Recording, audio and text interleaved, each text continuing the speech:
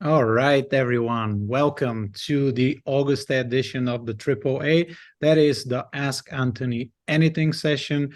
And today we have a special one for you. We are going to talk about security and the Nexo enterprise and platform. And I know security takes a lot of shapes and forms and means a lot of different people, different things to different people. But today we're talking about the security of the infrastructure of the platform. And I am joined today by no other than Milan Velev, who is the Chief Information Security Officer at Nexo. And do not let the beard fool you. This is the exact same person that we announced on Twitter, just slightly disguised for security purposes. And with that, welcome, Milan. Thank you so much for making the time to be on the show today. It's my pleasure, Antoni. Thank you very much for the introduction. If you want, I can show my ID in order to prove that I'm Milan Velev, but I'm very glad to be part of this session in order to shed some light over the recent events and our most recent achievement, the SOC 2 Type 2 certification. Very good. And thank you for that. We're gonna not need your ID. We are trusting kind, the trusting kind here at Nexo, so we just take your word for it.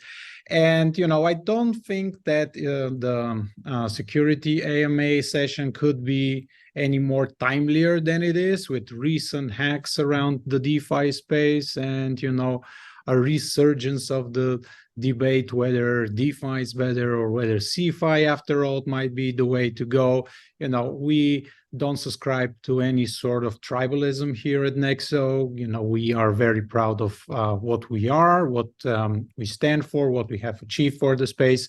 And, we also even have our own DeFi wallet. We work with a number of different protocols. So we are not happy about hacks regardless of where they happen, whether in DeFi or CeFi, but we think that collectively we should be striving to develop the most robust infrastructure possible, because this is for the betterment of the entire space, the industry. This is how adoption grows. This is how the industry matures. And this is how the next billion people will join the blockchain revolution.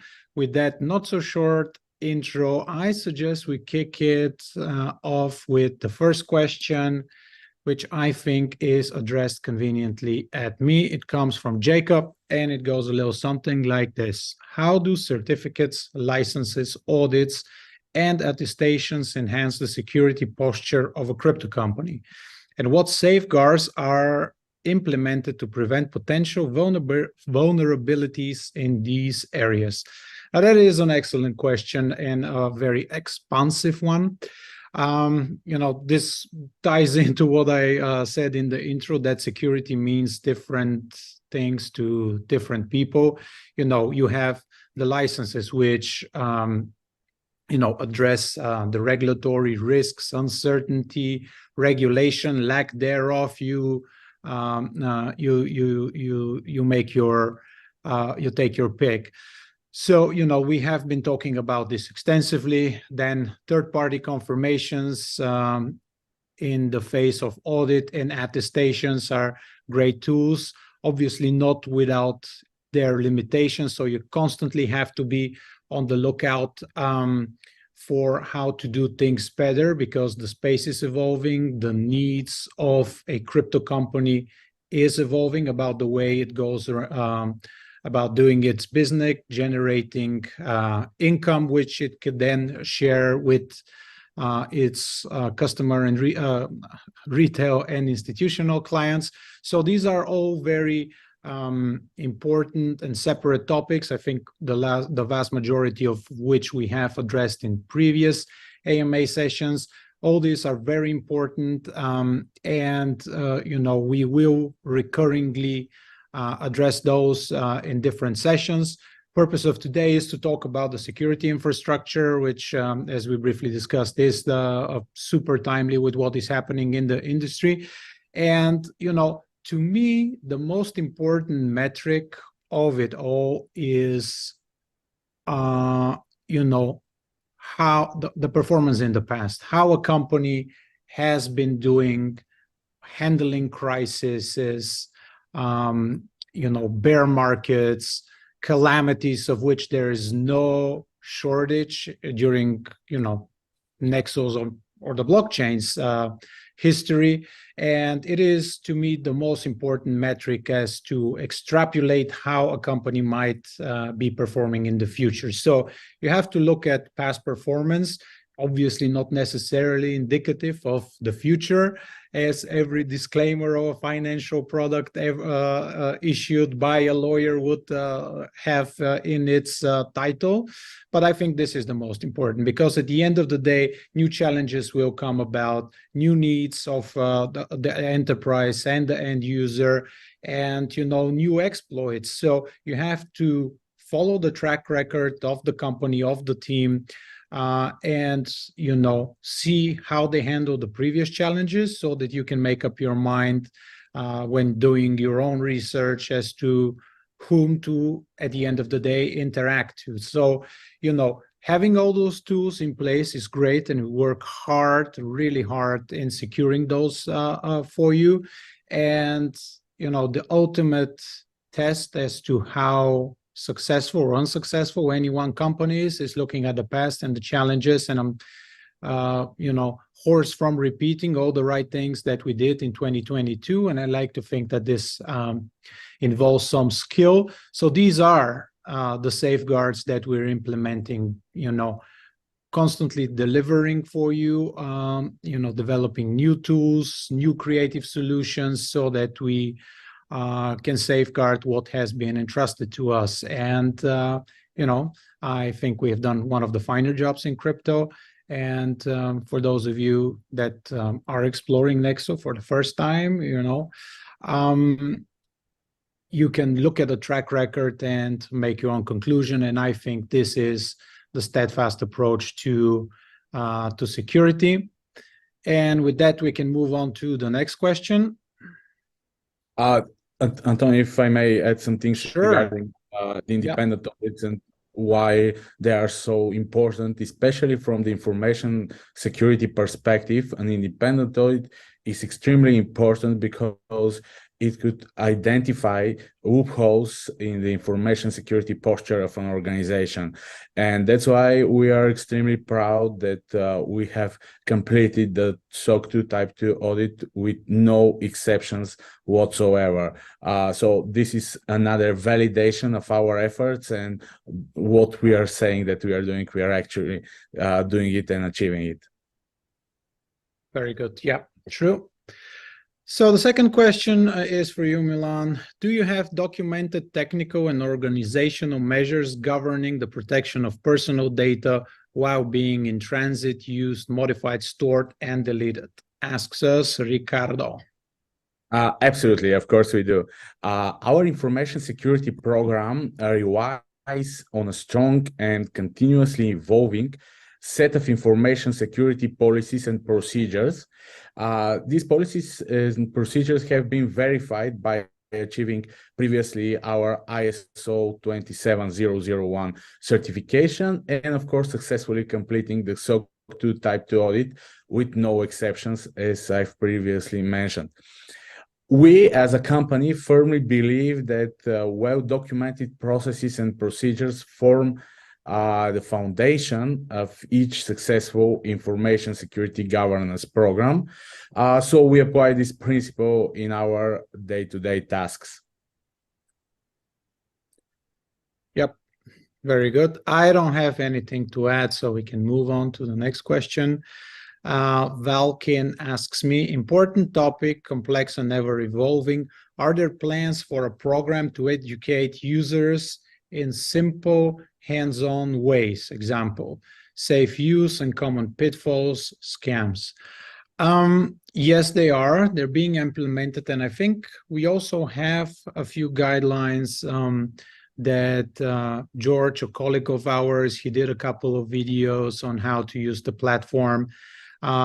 It touched briefly upon the security aspects and elements of it. I don't think it was the focus per se. So I think we can, revamp that initiative and make a section specifically for the security aspects of the use of the platform. But some of the things that come right on top of the head of my head is use super strong passwords, do have to FA, so second factor authentication, make sure that you don't click on emails that you absolutely are not certain where they are coming from. And, just like these things that are no-brainers, yesterday I was watching the movie. I finally got around watching the movie about Navalny, and it was like a really funny story where there was this chief security officer or counterintelligence operative who they hacked his computer because his password was Moscow 1. And then they told him they hacked the password, and then he obviously reset the password, and he got really creative by coming up with Moscow 2 as his password. And then he got hacked a second time, and he came up with an even better password, which was Moscow 3. So, learn from the mistakes of others. This is the best way to protect yourself. But definitely we will be devoting some time and effort in making some educational videos. And, this will be general good practices, not only necessarily particularly to the Nexo platform, but other things in general, like that work for everyone. If Milan, you want to add anything? Absolutely. First of all, if someone is interested in information security, I would suggest watching Mr. Robot, because over there are a lot of hacking techniques that are used in real life scenarios. A couple of real life security researchers, penetration testers, and actual hackers were consulting during the making of this show. So I can confirm that those hacks that are described in Mr. Robot are 100% real. Regarding the tips and tricks, I would like to go a little bit further and explain why it is important to have such sanitization of your digital presence. Use strong and unique passwords. What does it mean? It means to use passwords that are a combination of uppercase, lowercase, special character, and also a number. It makes it difficult for the attackers to crack such a password, because this is a complex combination that requires a lot of computing power, and if it's long enough, it would make it almost impossible to be cracked. Another suggestion of mine, use a password manager.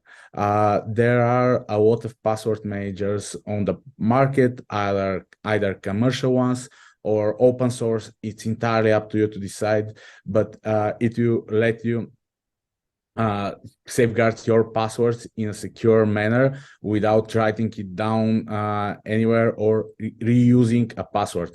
This is something that it's almost forbidden for me and for all our colleagues at Nexo. So don't rely on remembering a password. Use a password manager.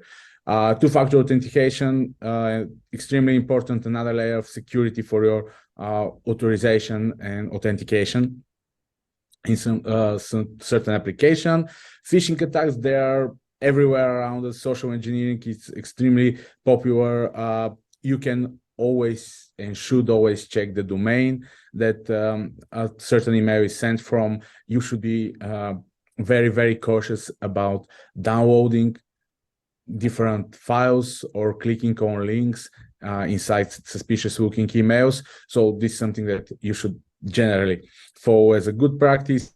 Backup your data either on an external hard drive or in the cloud. It's entirely up to you to decide, but this is one of the countermeasures against ransomware attacks. And stay informed about the latest security trends and information security threats. As Antoni has mentioned, we will focus on doing more and investing more efforts in our blog posts regarding the information security tips and tricks in order to enhance our customers' education on the information security side. Yeah, and I think, what scares me, AI. There's like, I think CZ just tweeted something to that accord, like, this video which is entirely AI made, and then you can fake IDs and real conversations and liveliness checks and all of that. So you have to be, I think I mean, you correct me if I'm wrong, but I think in the future, more will be towards the risk will shift even more towards social engineering and deep fakes and AI, and then rather than trying to, some algorithm that crunches data and tries to guess your password by brute forcing. And I think these are more or less things of the past, and then the new challenges are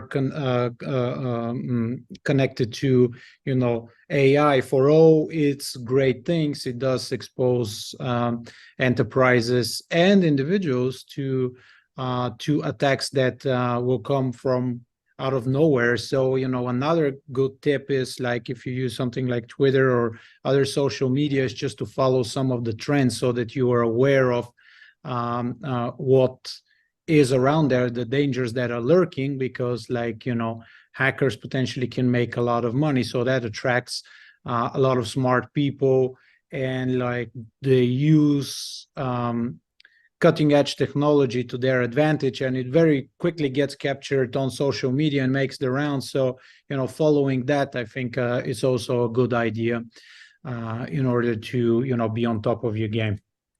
Absolutely. Twitter is a great source of information on the latest trends and attacks in the cybersecurity field. So I strongly encourage everyone to follow very legitimate accounts on Twitter. Regarding the next vulnerabilities and threats in the information security space, I'm monitoring with some caution the development of the quantum computing, because this is something that will change dramatically cryptographic algorithms, hashing, and everything related to it. For now on, it's on hold, but artificial intelligence is a really strong threat, in my opinion, because there are some penetration testing and hacking tools that have already integrated tools, like, for example, ChatGPT. There is a tool called Burp Suite, which has integrated ChatGPT in order to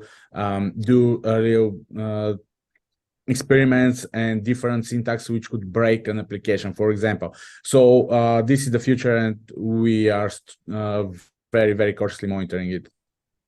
Especially if quantum computer breaks the code of Bitcoin and it turns out that our Bitcoin is worthless, that will not be great. So definitely have to monitor that. All right. So the next question is for you. What is your biggest worry about the current crypto ecosystem, and how do you approach this within Nexo's product offering? Briefly touched upon that, but do elaborate. Yeah, absolutely. The crypto space has always been an attractive target for cyber criminals. We're tackling the threats with a proactive approach, and we have implemented cutting-edge cyber threat intelligence program, which allow us to stay ahead of the attackers. We also apply industry-renowned practices for application security in the development of our products, including static and dynamic application security testing.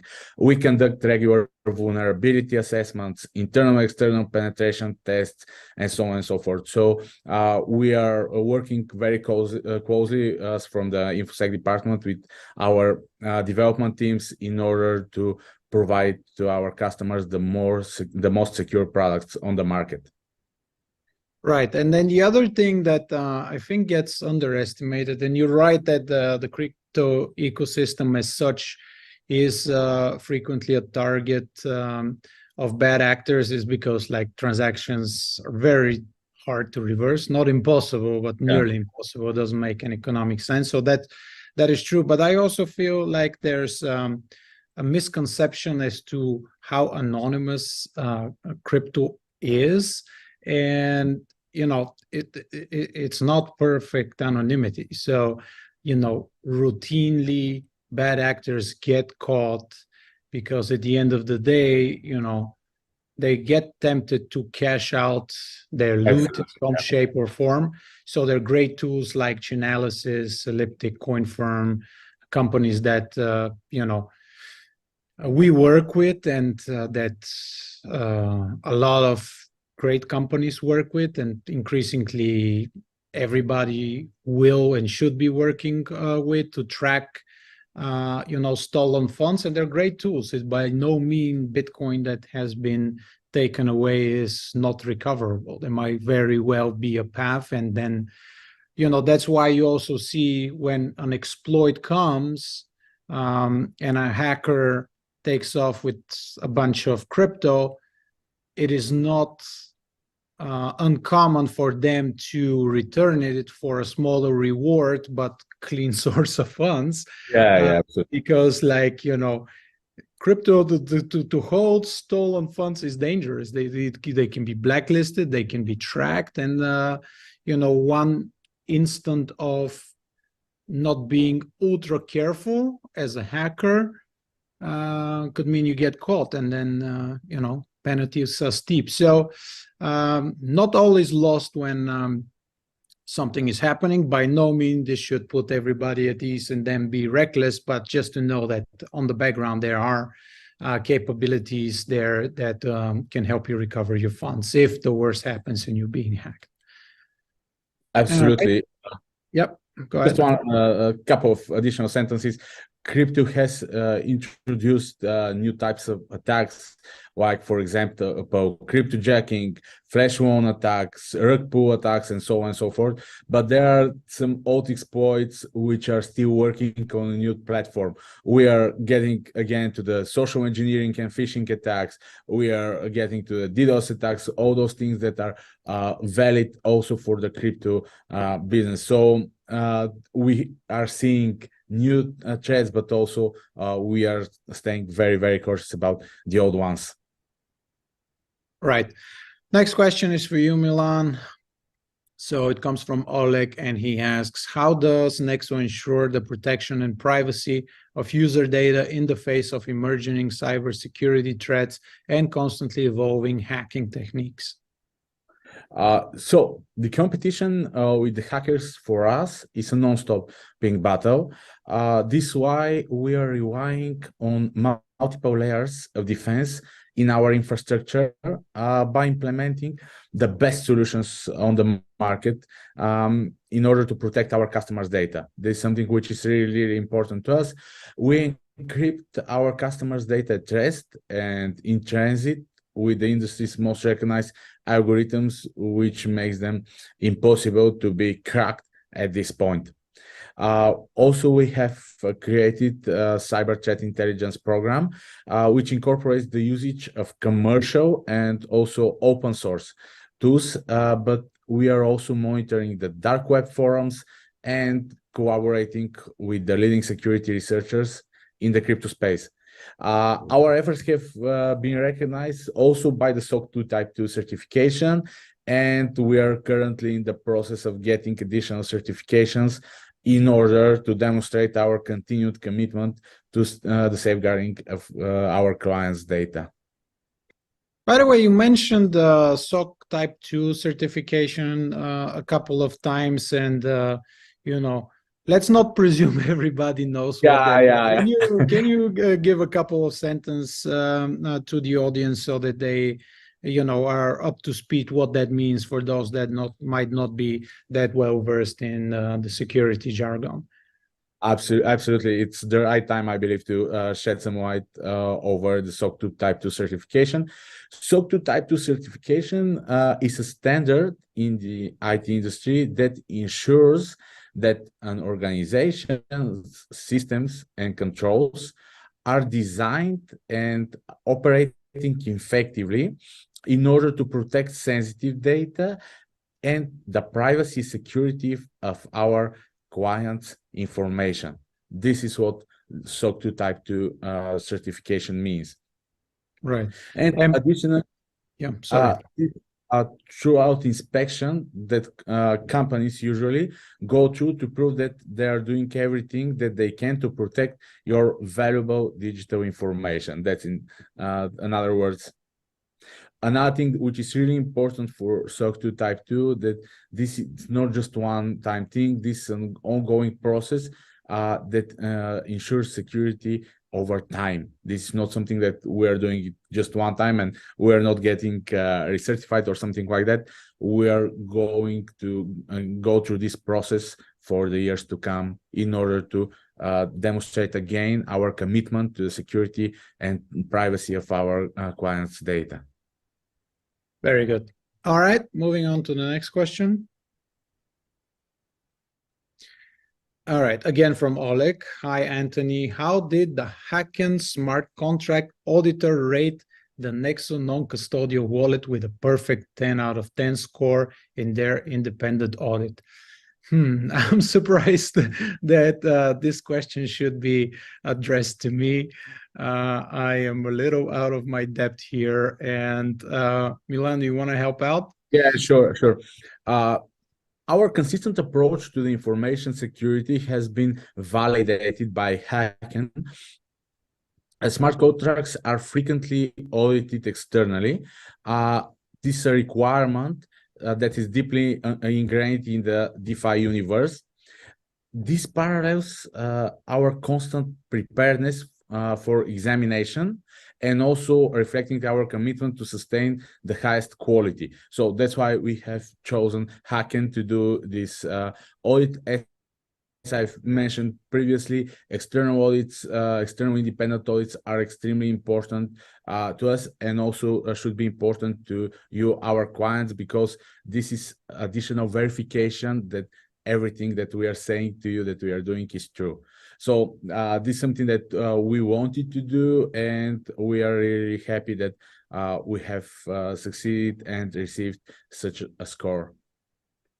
Yeah, I mean, perfection is hard to come by, but if Hacken has given us a 10 out of 10 for the Nexo wallet, then I guess we're close to perfection. Now, but you know, with that aside, it means that all the risks and responsibilities of using a DeFi wallet and self-custody are up to you. I mean, I love self-custody, and I, like many people, have certain assets in cold storage, but it's not an easy task. You have to be absolutely certain you know what you're doing, because if you misplace your keys or store them in a way, and you always have to store your keys in some way, whether it's 24 words or the file, whatever, in some shape or form, it's not prudent to not do that. Even if you memorize all the 24 words, it's good to have some physical or digital backup somewhere. Then you really have to know what we're doing. So with us having delivered a perfect product for the Nexo DeFi wallet, all the responsibilities are handed over to you, if I'm permitted this sort of a joke here. And with that, we can move on to the next question. Milan, it is for you. It comes from Saim. What measures do you take to protect against distributed denial of service, DDoS attacks, and ensure platform availability? So the distributed denial of service attack, or the so-called DDoS, has been a significant threat to every organization for a while now, especially for the ones that are in the financial industry. For those of you who are not quite familiar with the attack, DDoS is a type of attack where hackers send huge amounts of malicious traffic to an application in order to disturb its availability and, the most important thing, prevent authorized users from accessing it. Having our customers' interest always in mind, we have dedicated significant efforts to provide them with a non-stopping access to our platform, which has led us to implementing dedicated DDoS solutions in order to prevent such attacks. Examples of such solutions are a dedicated DDoS protection service in our cloud infrastructure, web application firewall, and also advanced DDoS protection on our CDN solution with rate limiting capabilities in order to prevent the most sophisticated and advanced DDoS attacks. Right. I trying to think, like, I remember there was a DDoS attack like really, really early on. I think we weren't even around that. I'm talking like maybe 2018. Yeah. And I remember it was back then, Vasil Petrov, our CTO, who managed that aspect of the platform. And there is like this hacker who reached out to me, and he managed like in the middle of the night to, you know, redirect some traffic, so it was the website wasn't accessible for like maybe an hour or so in the middle of the night, but not all countries regardless. And I remember Vasil saying to me, we have just gotten attacked by the most stupid hacker in the world. And I remember that it was around that time that we bumped up the collaboration with Cloudflare. And I'm saying this because like I recently listened to a podcast, and then they asked the guest, which are the most important companies on the internet? And he said, you know, Cloudflare, because it determines of what you get access to, what you don't get access to, what you see, what you don't see. So it's an interesting way of viewing things, that the companies that are protecting you from DDoS attacks are the ones that are really the gatekeepers of the internet in the current infrastructure. Yeah, if you configure them properly or improperly. Yeah, they could be your best friend or your worst enemy. It depends on the implementation, but yes, this is something which is really, really important. Right. Moving on to the next question. Okay. Stefan asks me the following: how do you keep your employees educated about the latest security best practices and potential threats to the platform? Well, like we have very intense internal workshops, and that's the same for, you know, the security features and aspects of the platform, what they should and shouldn't be doing, you know, refreshing what they all know from time to time, because I think this is the most dangerous thing, is to get complacent, you know, about existing threats. Obviously, keep them up to date on what new threats there are lurking around the corner.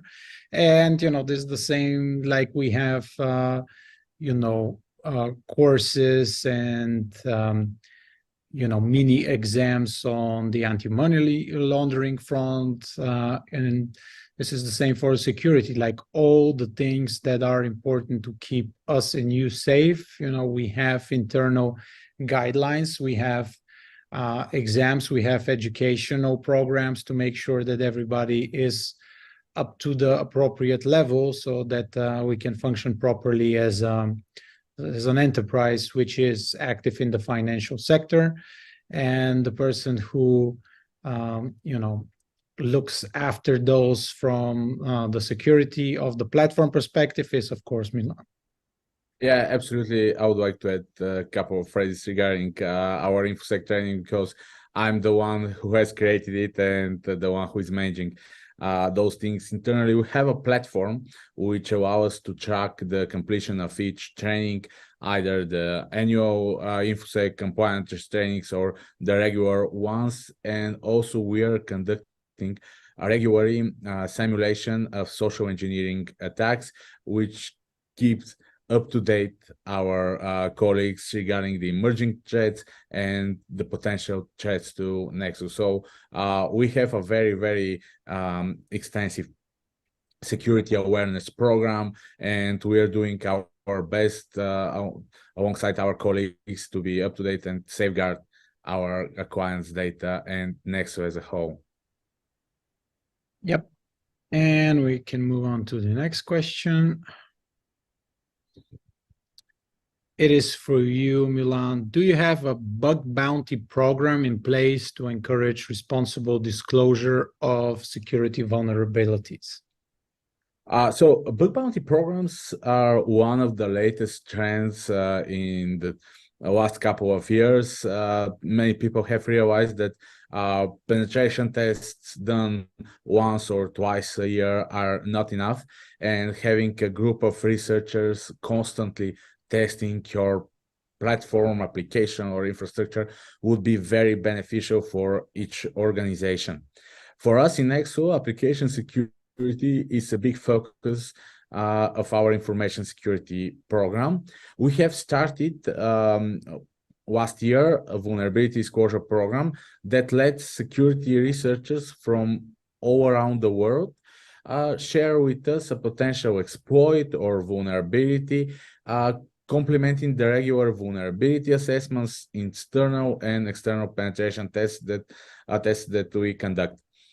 We are also in contact with some bug bounty platforms, and we hope that we will be able to share some more exciting news in the near future. But for now, if someone finds a vulnerability that he or she thinks that it could be exploited, please follow the instructions on our website on how to disclose a vulnerability.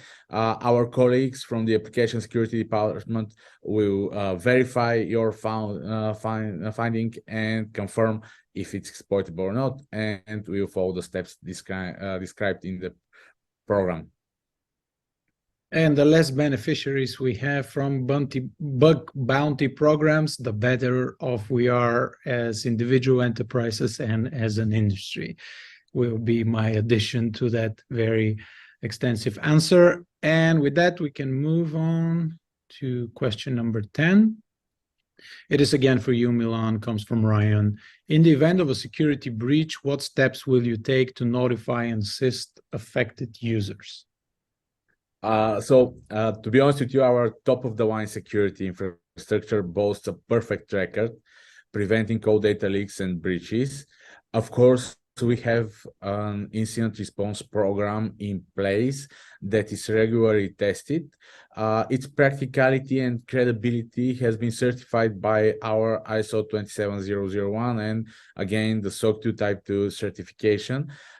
We have also in place Security Operations Center department, which monitors 24/7 our infrastructure, receiving alerts, and all potential indicators of compromise that could lead to incident. And also we have our communications team available 24/7. So in case of an incident or security breach, we will follow the procedures that are described in our incident response program. But so far, we weren't subject to any, so we are pretty happy with that. Well, what more can I say as a conclusion than what Milan just said, that we have a perfect track record thus far? I think this speaks louder than all words I can utter right now. I'd like to thank you very much for joining us today for this AMA session. Milan, thank you for making the time. It has been very enlightening to me, even though I'm close to the action. I sure as hell hope so. This has been the case for our listeners. So thank you very much, and I'll see you around next month. Thank you, guys. Thank you. Bye-bye.